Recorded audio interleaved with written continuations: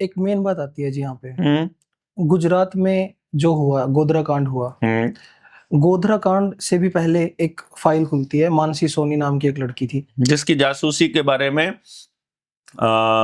ये कपिल मिश्रा ने भी दिल्ली की विधानसभा में बोला था जी। जो आजकल इनका मंत्री है।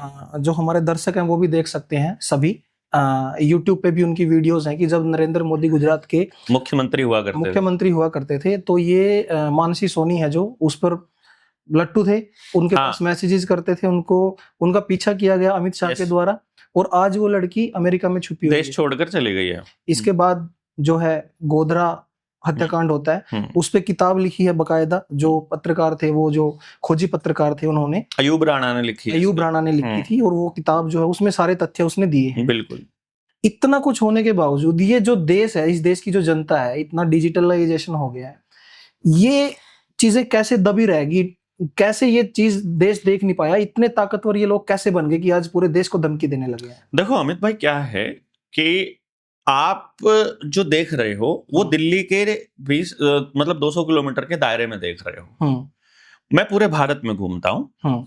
आप उड़ीसा जाएं, झारखंड जाएं, छत्तीसगढ़ जाएं, मध्य प्रदेश जाएं, राजस्थान जाएं, वहां आज भी उतना ही एक्सेस है चीजों का जितना पहले हुआ करता था। मतलब आपकी जानकारी वहां नहीं है। ज्यादा से ज्यादा जानकारी वो है जो टीवी चैनल वाले दिखा रहे हैं, जो चला रहे हैं। पहली बात तो यह है, उन तक सच्चाई जा ही नहीं रही है। दूसरी बड़ी प्रॉब्लम यह है कि हमारा जो एजुकेशन सिस्टम है, हमें जो पढ़ाया जाता है, वो चुपचाप सामने वाले आदमी की बात को मानना सिखाया जाता है, सवाल करना नहीं सिखाया जाता है। ठीक है। हमें संविधान नहीं पढ़ाया जाता, हमें अपने अधिकारों की रक्षा करना नहीं सिखाया जाता, हमको बोलना नहीं सिखाया जाता, सवाल पूछना नहीं सिखाया जाता, हमको सिस्टम के सामने खड़ा होना भी नहीं सिखाया जाता। और आज कोई भी पुलिस वाला किसी के साथ भी कोई भी अत्याचार कर देता है, वो हो ही रहा है, वो हो रहा है। इसी नासमझी का और इसी कम जानकारी होने का फायदा ये लोग उठाते हैं, और यही इन्होंने उठाया है। देश की जनता तो तब कुछ बोलेगी जब उनको पता हो कि करना क्या है। आज राहुल गांधी ने ये स्पष्ट कर दिया और बता दिया, जो हमारी बात जो मैं कहा करता था कि दिल्ली के अंदर वोट काटी गई थी। भाई, जो स्पष्ट आपका मालूम ही रहता है आपके पड़ोसियों को कि आप किसको वोट करते हो। तो जो कार्यकर्ता है, खास तौर पे जो राष्ट्रीय समलैंगिक संघ के कार्यकर्ता हैं, उनको तो सब पता है कि किसकी वोट, उनका तो अंदर तक पेनिट्रेशन है, उनका तो पूरा वो है, प्रॉपर पता है उनको। हाँ, ठीक है। तो आरएसएस के जो आदमी हैं, उनको सारा कुछ पता है कि कौन व्यक्ति किसको वोट करता है। तो बीएलओ के साथ लग के या ऊपर से आदेश जारी करके, वो अधिकारी को बोल करके वो किसी की भी वोट कटवा सकते हैं और नई 10-10, 5-5 वोट बनवा सकते हैं। और पूरे कार्यकर्ताओं का काम ही यह है, घर बार छोड़ करके, कि जिस भी राज्य में सरकार बनानी होती है, जिस भी राज्य में चुनाव होते हैं, वहां पहुंच जाते हैं और वो करते हैं। नरेंद्र मोदी की विधानसभा, लोकसभा वाराणसी में भी फर्जी वोटर्स पाए गए थे, ये सबको मालूम है। मतलब, और अब की बार तो उनकी जीत ही 1,00,000-1.5 लाख के मार्जिन से है। इस पे भी आरोप लगा रहा है जी विपक्ष की, इस बार वो बिल्कुल फ्रॉड से जीते हैं। 100% गारंटी की बात है। और ये भी लोग कह रहे हैं कि गुजरात में जो ये दोनों हैं, ये जो जोड़ी है अमित शाह की और नरेंद्र मोदी की, इन्होंने अलग अलग पैटर्न अपनाए हैं इलेक्शन जीतने के। कभी ये कोई फॉर्मूला लगाते थे, कभी कोई फॉर्मूला लगाते थे, और ये इस तरीके से वहां पे ही अंबानी अडानी का साथ लेके ये वहां पे ही ये खेल इन्होंने कभी कोई फार्मूला ऐसा नहीं लगाते हैं, ये हर फार्मूला लगाते हैं। हर चीज को एनालिसिस करते हैं। सोशल मीडिया पर भी एक नैरेटिव बनाने की कोशिश की जाती है। मेन स्ट्रीम मीडिया को भी पैसे देकर के इनके फेवर में खबरें चलाने के लिए तैयार किया जाता है। अखबारों के अंदर डेली पूरे फुल पेज की एडवर्टीजमेंट्स दी जाती हैं। उनके फेवर के आदमी को इलेक्शन लड़ने के लिए पैसा दिया जाता है। उनकी वोट काटने वाले आदमी को पैसा देकर के इलेक्शन में बिठा दिया जाता है या अपनी पार्टी में शामिल कर लिया जाता है। ईडी या फिर दूसरे इनकम टैक्स डिपार्टमेंट की रेड वगैरह करके, सीबीआई की रेड करके उनको दबाया जाता है। दूसरी पॉलिटिकल पार्टियों के जन नेताओं को अपनी पार्टी में शामिल किया जाता है। नए फर्जी वोट बनाए जाते हैं और असली वोट काटे जाते हैं। और यहां तक कि दूसरी पॉलिटिकल पार्टियों के साथ सेटिंग भी की जाती है।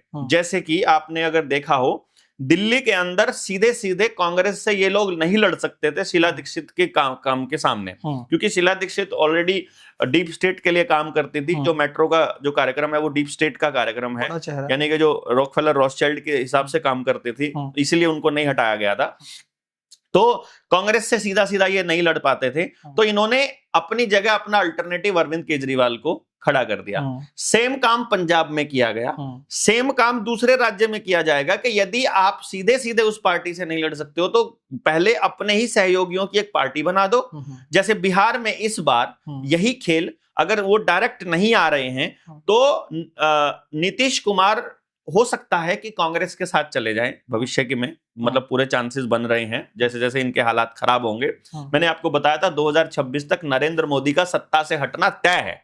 और नरेंद्र मोदी की खासियत क्या है कि वो इनसिक्योर जब हो जाता है तो वो कुछ भी करवा सकता है। इस देश को युद्ध के मतलब उस गर्त में भी झोंक सकता है, गृह युद्ध के लिए भी हालात बनाए जा सकते हैं। जो ये मतलब अभी जयपुर वाली जो एक फिल्म है उसको भी इसीलिए जो एक टेलर को मार दिया था इन लोगों ने, और इन्होंने ही मरवाया था बेसिकली, ये दंगे करवाए जाते हैं प्लान करके। तो ये सारा का सारा जो षड्यंत्र है, जो ये फिल्में रिलीज करना है, उसके ऊपर नैरेटिव बनाना है, तो वो युद्ध मतलब गृह युद्ध की ही तैयारी की जाती है। तो सिविल वॉर करें या फिर छोटे मोटे दंगे दूसरे करवाएं या फिर युद्ध करवाएं, और अलग अलग जगह पर अलग अलग प्रोपेगेंडास को प्रमोट करके।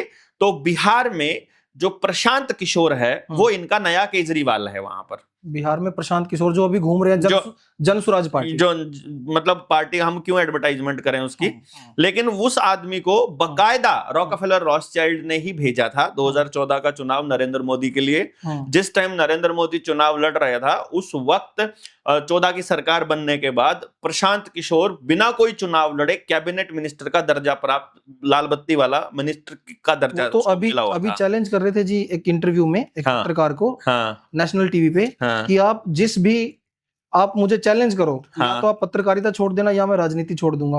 आप जिस भी क्षेत्र से आप बोलोगे मैं आपको वहां से राज्यसभा का सदस्य बन के दिखा दूंगा। है ही ना, उसको मालूम है, उसको पता राज्यसभा का सदस्य बनना प्रॉब्लम वो बड़ी बात नहीं है मेरे लिए, वो बड़ी बात नहीं है उसके लिए। वो ऑलरेडी था ही, मतलब कैबिनेट मिनिस्टर का दर्जा प्राप्त था उसको। राज्यसभा के सदस्य से तो ऊपर का दर्जा होता है कैबिनेट में अगर बैठा नरेंद्र मोदी के साथ वो। उसके बाद उसने राहुल गांधी के साथ लग के पंजाब का चुनाव कैप्टन अमरिंदर के लिए मैनेज किया था। फिर उसने वही चुनाव जो है मायावती, उसके लिए क्या नाम, मुलायम सिंह यादव के लिए मैनेज किया। उसी ने चुनाव जो है ममता बनर्जी के लिए किया। तो आप इसको किसका कहोगे? वो लाइजनर है बेसिकली, वो इनका सेटलमेंट का एक एजेंडा है, चलाता है। और बिहार में क्योंकि डायरेक्ट सीधा लालू और कांग्रेस से नहीं लड़ सकता है नीतीश और मोदी, तो उसको बीच में ला दिया कि पहले शिफ्ट उधर कर देते हैं कि कांग्रेस मुक्त भारत का नारा दे करके कि उसको मत दो, मतलब हमको नहीं देना है तो कांग्रेस को भी मत दो, उनको दे दो। मतलब इससे मैं ये नहीं कह रहा हूं कि आपको किसको देनी चाहिए वोट, लेकिन मैं आपको ये बता रहा हूं कि किस तरह से सत्ता को शिफ्ट किया जाता है। ट्रांसफर ऑफ पावर होती है, इस तरह से पावर होती है और पूरा मैनेज्ड होता है। वही लोग पहले बीजेपी में थे, वही लोग कांग्रेस में आ जाएंगे। अभी थोड़े दिनों के बाद आप देखोगे जब कांग्रेस की हवा बनती दिखाई देगी। न्यूज चल रही है, कुछ नेता राहुल गांधी के संपर्क में है, ऐसे चल पड़ेगा सिंपल, अभी कांग्रेस में आ जाएगी। तो आपको जनता के लिए वो सरकार अलग हो सकती है, जनता के लिए राहुल गांधी और नरेंद्र मोदी में फर्क हो सकता है। मेरे लिए कोई फर्क नजर नहीं आता है।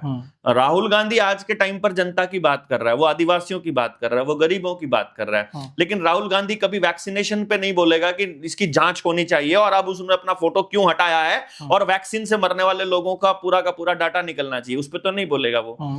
और दूसरी चीजें जो कर्जा लेकर के बैंकों ने जो फ्रॉड करा है लोगों के साथ में, और जो उनके घर नीलाम हो रहे हैं और जो जमीनें नीलाम करे, उस पर राहुल गांधी नहीं बोलेगा। वो तो सत्ता जब ये साबित हो चुका है कि 2024 की सरकार फर्जी है, वोट चोरी करके बनाई गई है, तो 2019 की सरकार भी फर्जीवाड़े से बनाई गई थी। जो पुलवामा का अटैक करवाया गया था और उससे जो ये बोले तो नैरेटिव बनाया गया था, उस नैरेटिव के अंदर आया था। वैसे इसको पसंद कौन कर रहा था? कोई भी नहीं कर रहा था। खुद बीजेपी और आरएसएस में नरेंद्र मोदी अमित शाह को कोई पसंद नहीं करता, यहां तक कि नरेंद्र मोदी अमित शाह को पसंद नहीं करता है। उनका साथ रहना इसलिए मजबूरी है क्योंकि दोनों के पास दोनों के रिकॉर्ड्स और दोनों की फाइलें और दोनों की सीडी हैं, इसलिए उसको एडजस्ट करना पड़ रहा है। नहीं तो एक दूसरे की शक्ल देखकर राजी नहीं है। वो राज जानते हैं ऐसे लोगों को फिर दोस्त बना के भी रखना पड़ता है। दोस्त नहीं बना के रखना पड़ता है, आपको अपने राज में उसको हिस्सेदारी देनी पड़ती है, अपने सारा माल उसको देना पड़ता है।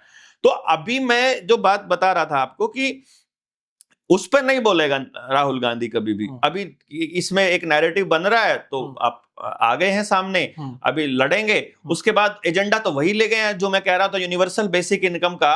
हर महीने 6,000 रुपए यानी 72,000 रुपए सालाना गरीब आदमी को देने का एजेंडा चला रहा है। वो डिजिट्स ट्रांसफर करने की बात कर रहा है। वो इस नोटबंदी करके कागज के नोटों को बंद कर रहा है, उसको तो नहीं बता रहा है। वो उस बैक एंड से रुपए का मानक को, स्टैंडर्ड को खत्म कर रहा है, उस पर तो नहीं बात कर रहा है राहुल गांधी। और जो पूरा का पूरा इस नेक्सस को जो चला रहा है, उस पूरे गेम को क्या राहुल गांधी को मालूम नहीं है? सब मालूम है, लेकिन उस पर वो सेलेक्टिव बोलेगा और देश की जनता को सेलेक्टिव ही चीजें पता चलेंगी। इसीलिए ये बहुत जरूरी है कि कोई संगठन, कोई लोग, कोई ऐसे हो जो लगभग हर मुद्दे पर बोलते हो और सबको जानकारी देते हो, ताकि लोग उसके बाद अपने अपने गांव में सरकारों के ऊपर निर्भर रहने की बजाय अपने आप को सरकार मान करके अपने आप को प्रेजेंट कर सकें कि हम मालिक हैं और तुम्हारे हाथ में कुछ नहीं है। हम तुमको, अब आप एक सिंपल सा फंडा देखिएगा, पुलिस वाले को डंडा मारने का, पटवारी को आपका रजिस्ट्री करने का, तहसीलदार को रजिस्ट्री करने का या कोई भी आदेश है, वो कहां से मिलता है? ऊपर के अधिकारियों से। ऊपर के अधिकारियों को कहां से मिलता है? चीफ सेक्रेटरी से। चीफ सेक्रेटरी को कौन देता है? मंत्रिमंडल, यानी कि आपकी विधानसभा, राज्यसभा, लोकसभा, संसद या विधायिका, वो देती है। संसद या विधायिका को वहां पे कौन भेजता है? जनता, देश की जनता। तो इसका मतलब इनडायरेक्टली जो तहसीलदार के पास पावर है और जो उनके पास पावर है, वो जनता की पावर है। जनता को इस बात का पता नहीं है और जनता इसीलिए क्या होती है, बेचारी सड़कों पर उतरती है। उसे पता नहीं है बिना सड़कों पर उतरे आप इनका गला दबा सकते हो और तुम्हारी औकात नहीं है कि तुम कुछ भी कर सको, इस तरह से जबरदस्ती कर सको।